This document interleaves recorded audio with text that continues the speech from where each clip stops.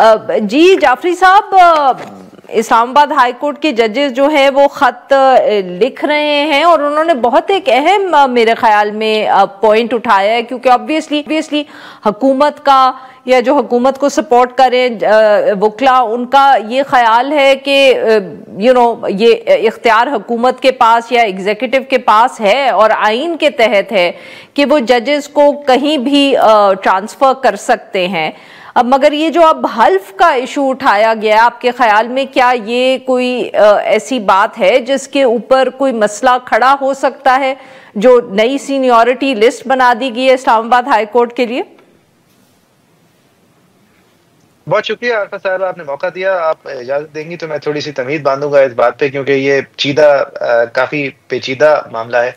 देखें, ट्रांसफर किया जा सकता है, ट्रांसफर में अस खुद कोई इतना बड़ा मसला नहीं है, लेकिन ट्रांसफर जो किया है वो ट्रांसफर की जो इजाजत है आइन में, वो एक आर्जी इजाजत है। उसकी लफाजी में बहुत क्लियर है कि ट्रांसफर जो है वो किन शराइत पे होगा, और उसकी लफाजी से आया होता है कि ये एक एड हॉक नुमा ट्रांसफर होगा।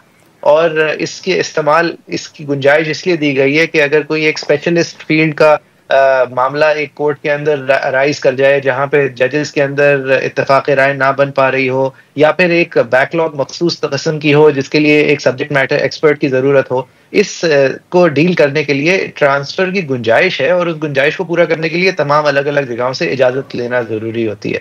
लेकिन इसके साथ ये बहुत क्लियर है कि वो सीनियरिटी अपनी क्योंकि रिटेन करेंगे, लिहाजा वो जो तय है जजेस का स्टैंडर्ड उस हाई कोर्ट में, उससे अलग, उससे मावरा रहेंगे। क्योंकि एक जज जो है वो कोई एक सिविल सर्विस अफसरशाही का हिस्सा नहीं है, ये एक यूनिफाइड सर्विस नहीं है।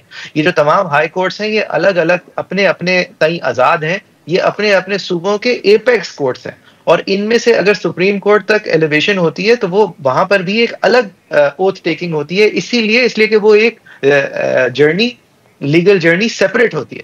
और इसी तरह अगर आपने इस्लामाबाद हाई कोर्ट में ट्रांसफर होना है, ठीक है, ये बात देखी जा सकती है क्यों होना है, आपकी क्या एक्सपर्टीज थी, ऐसी क्या जरूरत थी।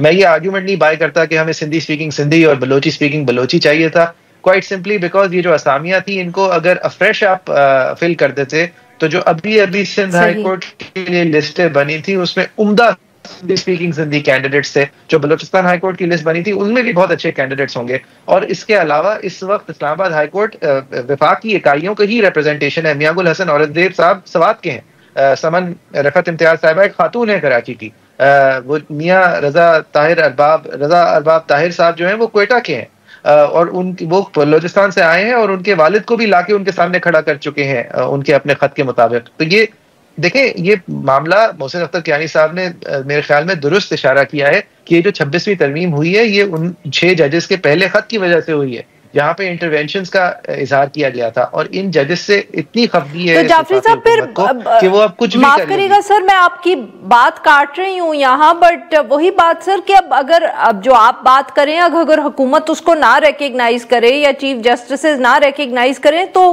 क्या कुछ हो सकता है इसके बारे में? देखिए, वो जो खत है जिसका आप हवाला दे रही हैं उसके अंदर कोई अगर मंतक हो तो है क्या? अगर ये कह रहे हैं कि पेंडेंसी यहाँ ज्यादा है तो इस्लामाबाद में कम है, लाहौर में ज्यादा है। अगर ये कह रहे हैं कि जुडिशल रेशियो यहाँ बुरा है तो इस्लामाबाद में बेहतर है, लाहौर में बदतर है, ये कोई सेंस, देखिए ये 3 लोगों को जमा करके इस उज़र पे जमा किया है ताकि आप वो कह सकें देखें हमारे पास एक सिंधी स्पीकिंग सिंधी, या देखें हमारे पास एक बलोची स्पीकिंग पर्सन आ गया। ये दोनों महज पर्दा है।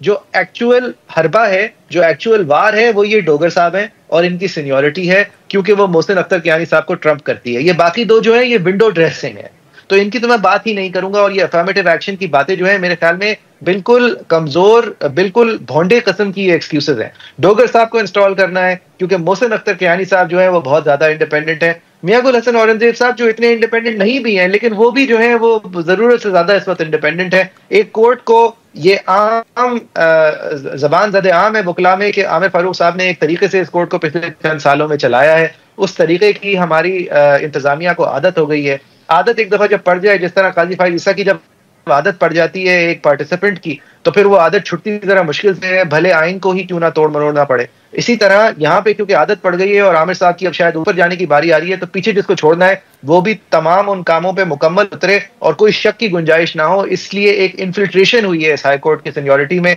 ये ऐन अदलिया की आजादी के खिलाफ है। ये सिर्फ जुडिशियल कैप्चर के लिए है। जिस तरह भोंडी किस्म की आपको एक्सक्यूजेस दी जाती थी कि हम 26वीं तरमीम कर रहे हैं एफिशिएंसी के लिए, हम 26वीं तरमीम कर रहे हैं आज़ादी के लिए, ये जितने भी झूठ आपसे बोले जाते थे वो जिस तरह सामने आपके फाश हुए हैं। ये कॉन्स्टिट्यूशनल बेंचेस ने जो 3 महीने में 3 लाइनों से ज्यादा की जजमेंट नहीं लिख पाए हैं। इसी तरह ये कि हम इकाइयों में रिप्रेजेंटेशन कर रहे हैं, ये भोंडे और झूठी पोजीशंस हैं। बहुत क्लियर है क्या करने जा रहे हैं और लोग इतने बेवकूफ नहीं है कि तरमीम के हाथों भी बेवकूफ बने, उसके बाद इस तरह के हरबों के हाथों भी बेवकूफ बने।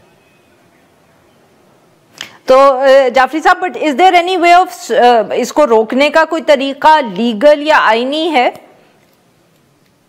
देखें, मैं आपने शुरू में कमेंट सुनाई थी, मैं उनसे मुत्तफिक हूँ सलाउद्दीन साहब से कि ये जुडिशियल कमीशन का भी इख्तियार कैसे है कि वो सीनियरिटी डिटरमिन करेगा। मेरे नजर में तो नहीं है, लेकिन अगर वो डिटरमिन करती है और गलत करती है तो इस एक्शन को जस्टिसेबल होना चाहिए, इसके खिलाफ पिटिशन होनी चाहिए। मेरे ख्याल में पूरी इस्लामाबाद बार को भी पिटिशन करना चाहिए और अगर कोई मामला जो है वो कोर्ट तक पहुंचे 26वीं तरमीम के अलावा तो वो एक फुल कोर्ट को डिटरमिन ये करना चाहिए। ये सुप्रीम कोर्ट की प्रायर डिटर्मिनेशंस भी हैं सीनियरिटी के हवाले से। फारूक इरफान साहब के केस के अंदर ये डिटरमिन हो चुका है, उस खत के अंदर इसका हवाला भी है कि आप सीनियरिटी रखते हैं अपने हाई कोर्ट की, और अगर आप अपने हाई कोर्ट पे से डिप्यूटेशन के अलावा परमानेंस लेके आते हैं तो फिर आप उस हाई कोर्ट का ओथ लेंगे, क्योंकि आप उस हाई कोर्ट में फिर परमानेंटली सर्व कर रहे होंगे। अगर आपको उस हाई कोर्ट की सीनियरिटी में दाखिल होना है तो फिर कल आपका पहला दिन होगा जिस दिन आप ओथ लेंगे। ये नहीं, you can't have your cake and eat it too।